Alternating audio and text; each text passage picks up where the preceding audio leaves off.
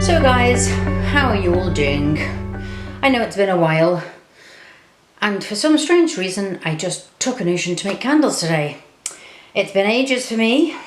We've just had a really busy year, and so I do apologise first and foremost if you were entertained by my videos and have been disappointed, you know, that I haven't put any up.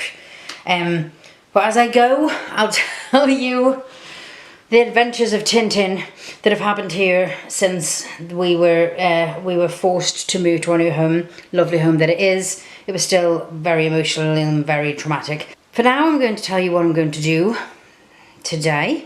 I have some lovely little shot glasses, so cute. I have some larger glasses, and I have these absolutely adorable little buckets. So what I'm going to start with is putting my wicks inside all of my containers, and then we'll crack on to what fragrance oil I'm going to use today. So as some of you may know, oh, I haven't took the dot off that one. Pamela.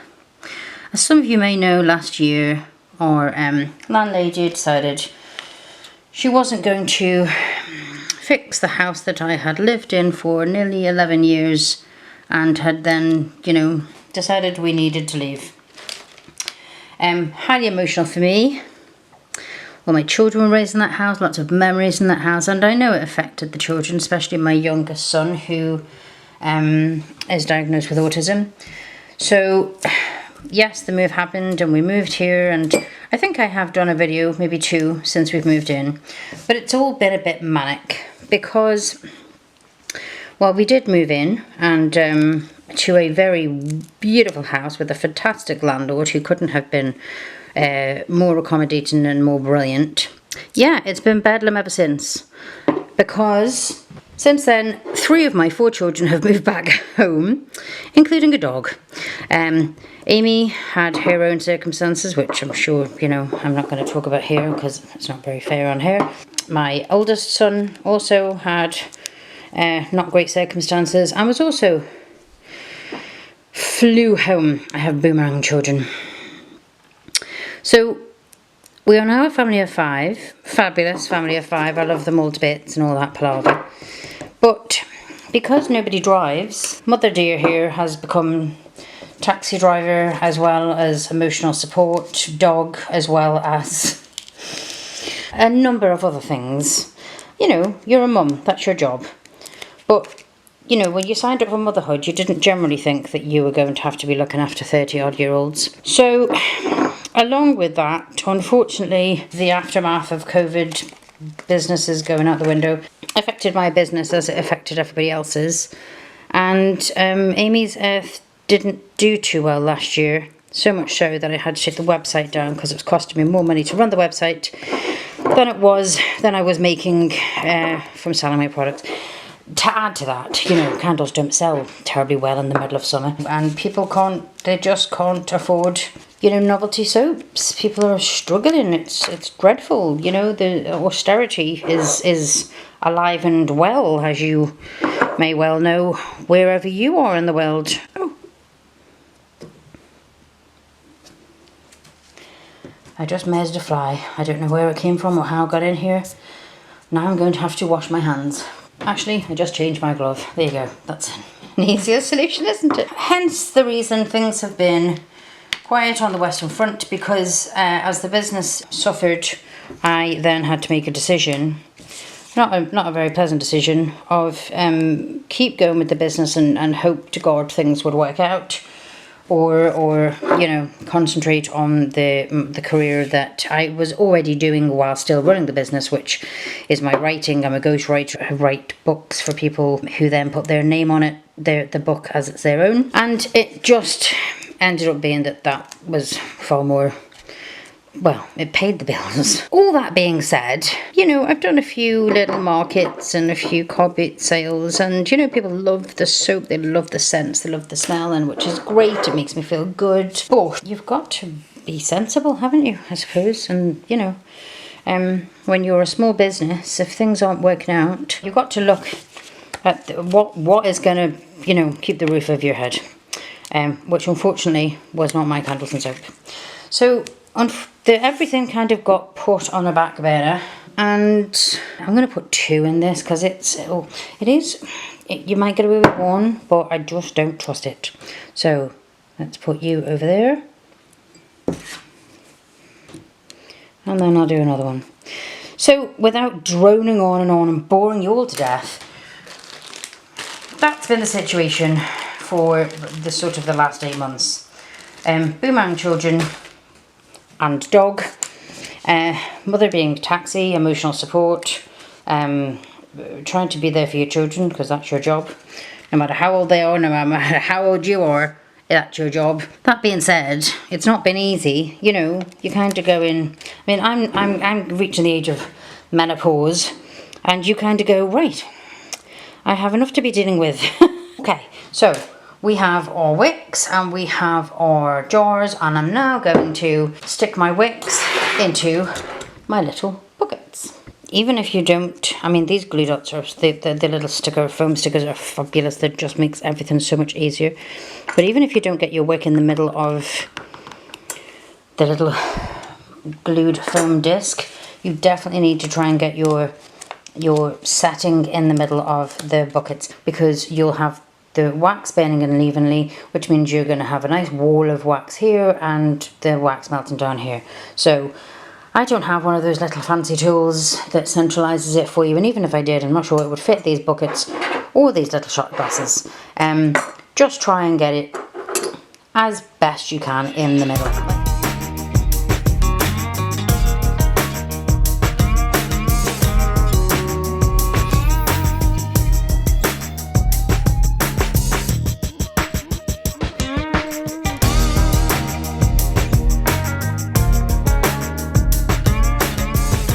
Now the prep is done, let's go and have a look at our melting. So here we are. So I'm using the double boiler method. You have your pan, you have your hot water, you have your jug, you have your wax. So as you can see, it's a lot of wax. So what I'm doing today is adding chocolate orange fragrance oil, which is just divine. It's one of favourite of my customers, absolutely went in a heartbeat. Now we're waiting for our temperature gauge. As you can see, is rising. We want that above 75. After that, I'll add the fragrance oil, and then we're ready to rock and roll. Okay, we're at the desired temp. This is the fragrance oil I was talking about earlier. So we only have a small amount left, which is perfect for the amount of wax that I have. So in we go, and use every last drop. This is a lot more trickier than I thought it was going to be. Oh, my camera lens is seeming up from the... So every last drop, because I'll tell you something, chaps and chapesses. Fragrance oil is not cheap. Right, I'm going to give that a good stir in, which will also help to cool the wax, which needs to do before I pour it. So that's well mixed in now. Oh my God, it just smells like, I don't know who has this in what country, so forgive me if you don't. Terry's chocolate orange, that's what it smells like, and holy cow. Alright, that's enough of that, I think. Okay, so we're ready to rock and roll. It's very full, the jug is extremely full, so I'm going to very slowly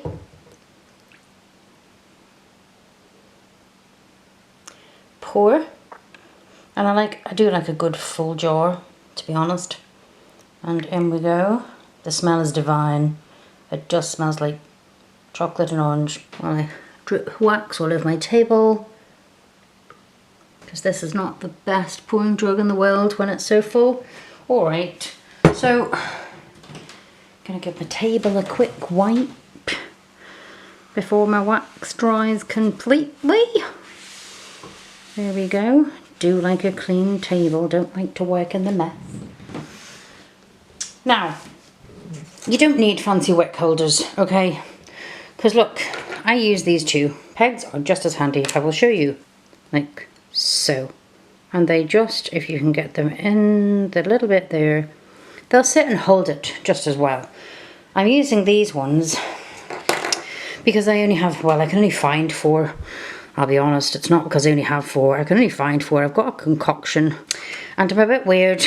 I like things to be symmetrical, so it makes sense just to put these lollipop sticks all together on these two jars.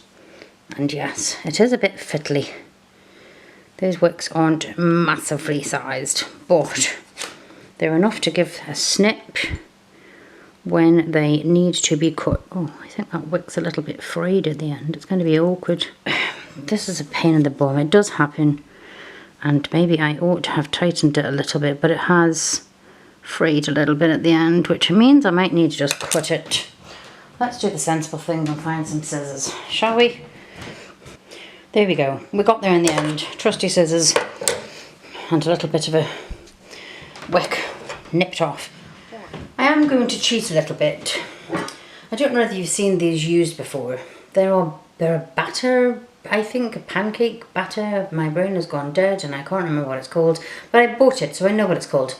What I'm going to do, the only problem is I do find, is cleaning them afterwards with the wax in. So you need to get your paper towel and give it a really, really good scrub, really, really quickly, to get as much of your wax before it dries out. In we go. Hopefully you can see it. I can't see you from here because I don't have my full setup of watching myself on screen. Probably a blessing. But anyway, moving on. So off we pop. You release this lever. If you can see the lever, you'll see it in a minute. How easy is that? No mess, no fuss, no drips, no nothing. And if I'm honest, it makes it a bit easier to get them about the same because it only releases so much wax. And you have absolute full control of how much comes out. So it's great.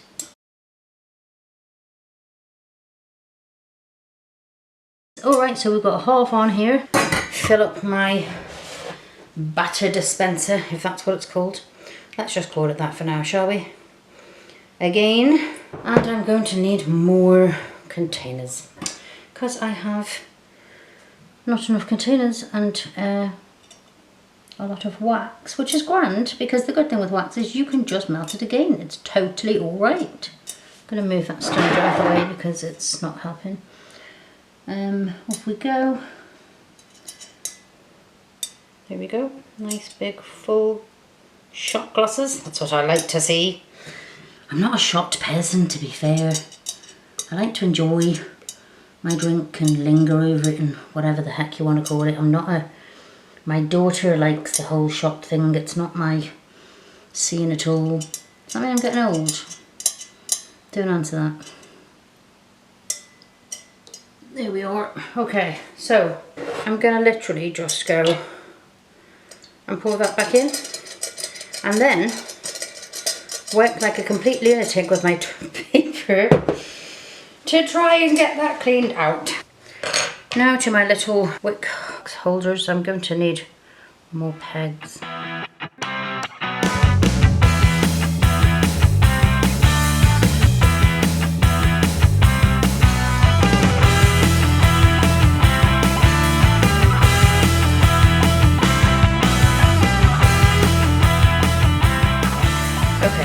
Everyone sort of kind of nearly standing up straight. We'll come back when they're set. Okay, so here we are 18 hours later and you can see we're all very set. So I found I don't have one of these fancy tools that snips off the wick. So what I have found is, and we're going to do this before we're going to look for our sinkholes, because what happens is when you start moving the wick around, you're going to dislodge that bit of wax at the top. See how that's going like this here. So what we're going to do in a minute is go digging for air holes. So I like to get the wick cut off. Wee scalpel, bit of cardboard to save your fingers. Blood on the wax is not attractive.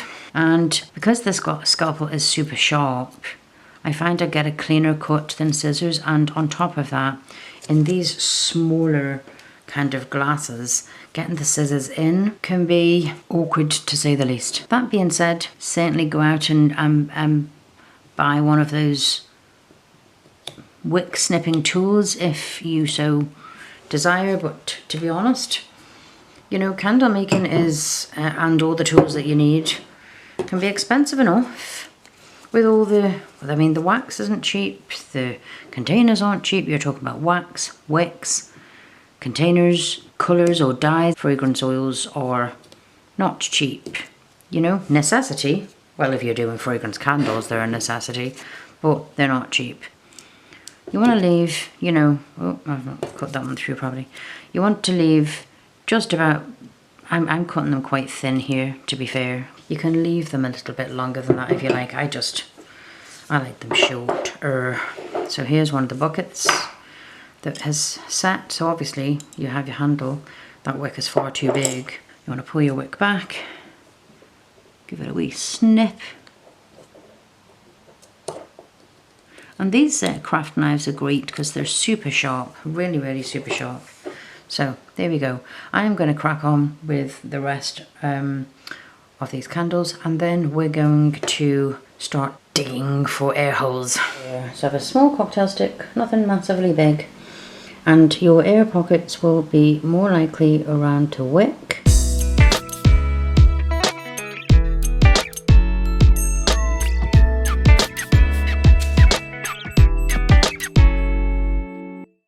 If this traumatises you because you've now just made a mess, don't panic. Don't panic! So I'm going to show you the heat gun. We have our high, low and off, and we also have a little stand to stand it on. Oops, a daisy. We also have a little stand to stand it on, like so, because for the love of God, do not touch that end. It's very hot. Alright, so I'm going to start it on low.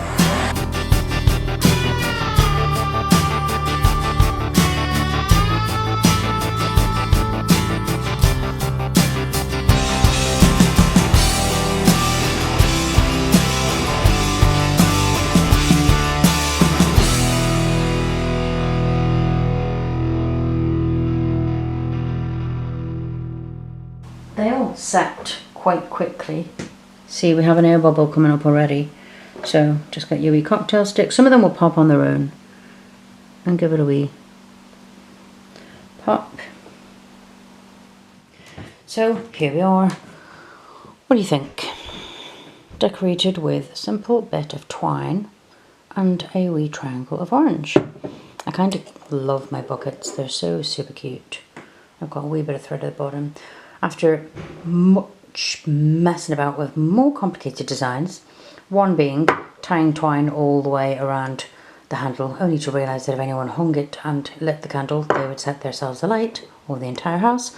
I then went for simplicity. So I bought these orange, like dried orange slices, and then I used my craft knife and cut them into tiny little triangles, and then ball of twine, and like, it was time consuming, yes, but you know, I'm kind of glad with the end result. So there we have it.